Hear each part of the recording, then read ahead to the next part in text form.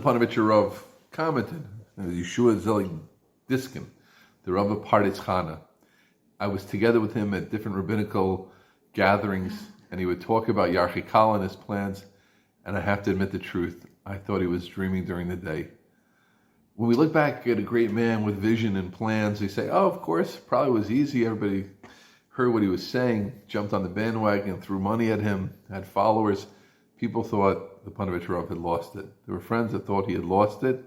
In fact, I read recently, there were those that wanted him to see a psychologist, and they knew he wouldn't see a psychologist. They found a psychologist.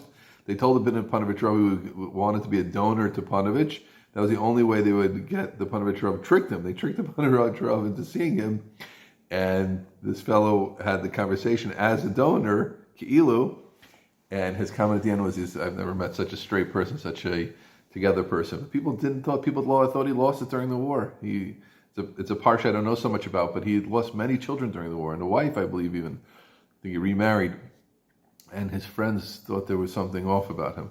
But he was a man of great vision. The Chazon Ish, in fact, commented about him. He said, it's true that he's a Baal Dimyon. It's true he has, visions of a low fantasia without having, fantasies, good fantasies, dreams. One doesn't really get that far. There's always that balance between living in the realistic world, which I'm a very big fan of, and knowing how to pull yourself up. And I don't think I have the right balance myself, but to have vision and to see something more, and that yuzman, that drive is something, ambition, a good ambition uses, sometimes ambition has a bad word, but there's a good ambition, which we all have to attach ourselves to imagine great things. He was speaking to a young Reb Shlomo Zalman. He said that the truth was he also, besides not having a family, only had one kidney to do all this. And Reb Shlomo Zalman was concerned. He said, no, don't worry, it's very good.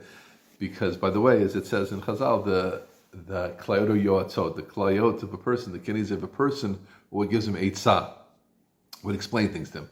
So he said that I had one kidney, and said to me, Yaska, he used to call himself Yaska. Yaska, rebuild Ponevezher back to its earlier glory. And that was the one kidney. And he said, if I would have had a second kidney, it would have said back, Yaska, du vista meshugana, are you crazy? Right? So it's good I didn't have a second kidney, because I had the one kidney pushing to do something, no counter, and therefore I went ahead and built it. There's a beautiful telling dialogue, which I think shows so much about how we look at things between him and no less than the young Nesiv Shalom. I think we mentioned before Aaron and Nesiv Shalom, but the Nesiv Shalom, a young emerging leader, right? Later you would see how amazing he was in his Svarim, that who doesn't learn those Svarim, the Nesiv Shalom. And he was talking, I think at this point he was a Rosh Yeshiva, could be before he was even the Admor, right? This is when he was still the Rosh Yeshiva of Slonim, not yet the Admor of Slonim. Yeah, of course, he's passed away many years.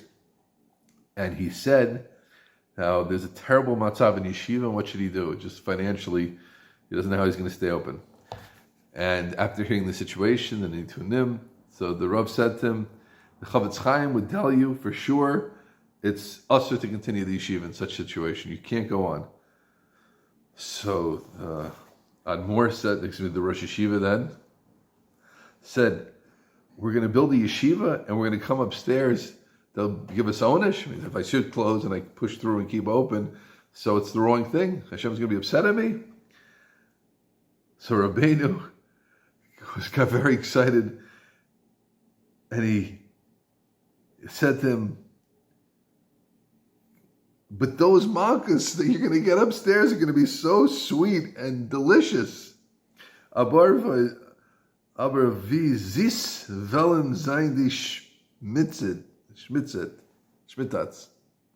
It's going to be sweet. Yes, you're going to get it upstairs, but it's going to be sweet. Okay, we can't understand such stories. But that shows who the man was. He was dreaming, building, inspiring others to build, not getting pushed away, didn't care that other people, what they had to say about him. Total Mesiras Nefesh, and that was the Ruach, and that was the Koch. And of course, no one should take out the message just be a dreamer, and putting in the time, 9 months a year, on the road, eating Shabbat by himself, traveling who knows where, getting Bizyonis, the man of dreams, and the man who put his dreams into action. By the way, people like to say that Bnei Brak was built by hachazon ish, va'ish ima chazon.